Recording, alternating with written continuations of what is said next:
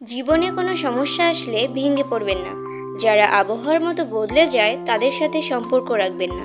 আসলে পৃথিবীর নিয়ম এমনই, কেউ 5তলা বিল্ডিং এ থেকেও শান্তিতে ঘুমাতে পারে না, আবার কেউ গাছতলায় শুয়ে থেকেও শান্তিতে ঘুমাতে। যে জিনিসটা আপনি হাজারো আকুতি মিনতি করে সৃষ্টিকর্তার কাছে চাওয়ার পরেও সৃষ্টিকর্তা আপনাকে দেয়নি, মনে করবেন সেই জিনিসটা আপনার জন্য উপকারী ছিল না।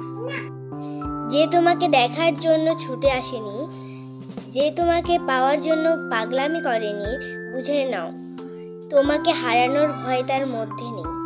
যখন কারোর প্রতি বেশি ভালোবাসা হয়ে যায় তখন সেই ভালোবাসা সুখের চেয়ে বেশি দুঃখের কারণ হয়ে দাঁড়ায়।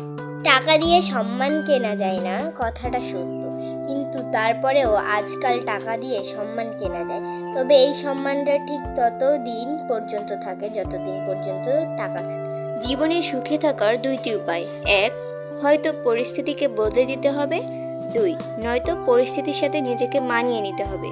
মানুষ দুটি সময় সম্পূর্ণ বদলে যায়, এক হয়তো জীবনের স্পেশাল কোনো মানুষ আসলে, নয়তো স্পেশাল কেউ তার জীবন থেকে চলে গেলে। বছরের পর বছর একটা সংসারে বউ হয়ে থাকার পর অনেক নারী বলতে পারে না যে এই সংসারটা আমার। বেঈমানদের কখনো অনুশোচনা হয় না, আর বহুরূপীদের জীবনে ভালোবাসার মানুষের কখনো অভাব থাকে। শব্দের শক্তিকে কখনো কম ভেবো না। ছোট্ট একটি হ্যাঁ এবং ছোট্ট একটি না অনেকের জীবন বদলে দিতে পারে।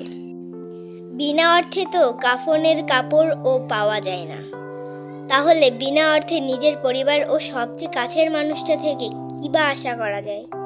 সূচনায় ঠকে যাওয়াটা সহজেই মেনে নেওয়া যায়, উপসংহারে এসে ঠকে যাওয়াটা ভীষণ যন্ত্রণায় পরিণত হয়। কাউকে এতটাই ভালোবাসো যেন বিচ্ছেদের এক যুগ পরেও সে বলে, তোমার মতো করে আমাকে আর কেউ ভালোবাসেনি।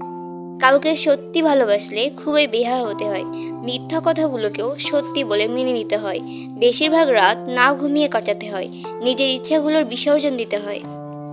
গাইস, আমাদের এই ভিডিওটি ভালো লাগলে লাইক, কমেন্ট, শেয়ার এবং অবশ্যই সাবস্ক্রাইব করে আমাদের পাশেই থাকবে।